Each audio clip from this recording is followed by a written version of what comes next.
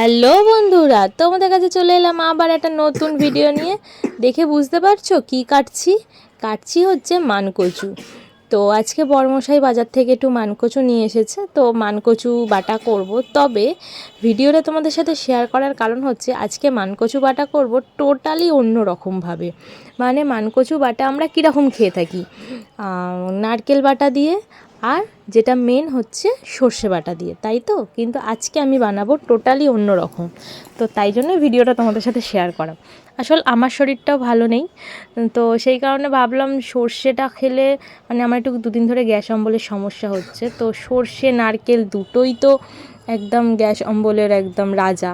তো আনলাম দরকার নেই, তাহলে টোটালি একটু অন্যরকমভাবে করি। এবার মানকচু এনেছে, বাটা খাবো না সেটা হয় কখনো? তো ঠিক সেই কারণেই অন্য রকম প্রসেসিংয়ে বানানো। তো চলো কিভাবে বানাবো তোমাদের সাথে শেয়ার করব।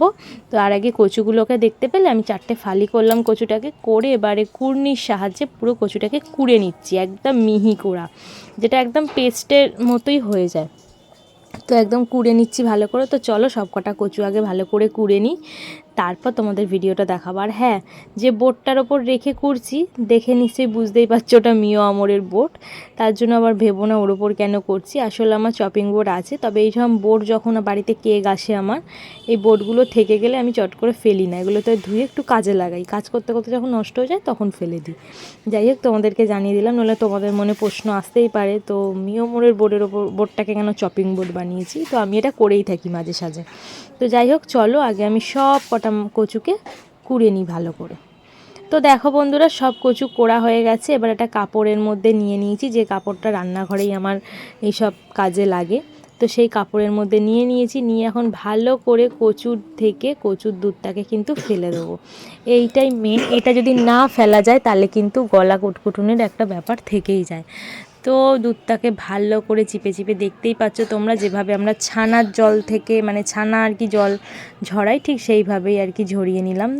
নেওয়ার পরে দেখতে পাচ্ছ কতটা দুধ বাদ গেল। এবার দেখো কচুটা কিন্তু মানে আমার পেস্টের মতো হয়েই গেছে, তারপরেও এটাকে আমি একটু মিক্সি বাটিতে দিয়ে দিচ্ছি আরও সুন্দর হবে বলে।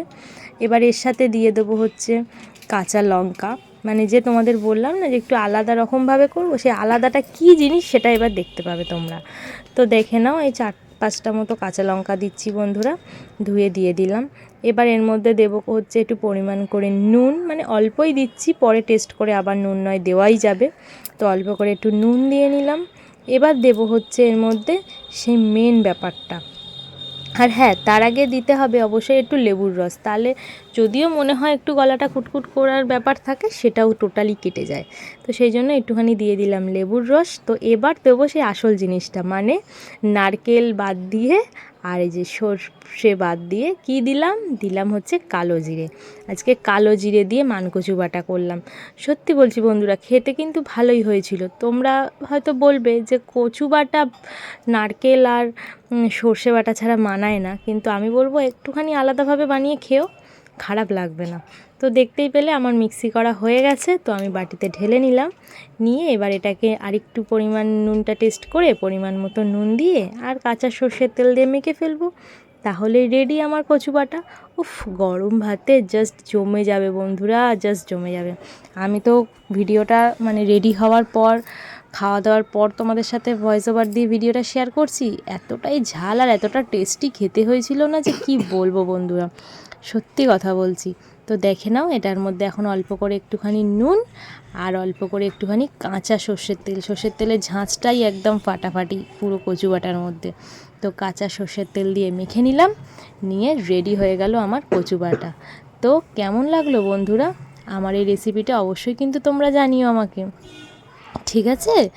আর একবার আমার মতন ট্রাই করেও দেখতে পারো। তো চলো, আজকের মতো সবাইকে আবার টাটা বাই বাই বলে দিলাম, একটা নতুন রেসিপি শেয়ার করে গেলাম। আবার আসবো কালকে অন্য কোনো ভিডিও নিয়ে তোমাদের কাছে। ততক্ষণের জন্য তোমরা সবাই সুস্থ থেকো, ভালো থেকো, সাবধানে থেকো, ঠিক আছে? তো চলো, সবাইকে কিন্তু বাই বাই জানিয়ে দিলাম। দেখো কত সুন্দর সাজিয়ে নিয়েছি, ভালো লাগছে দেখতে। তো চলো সবাইকে বাই।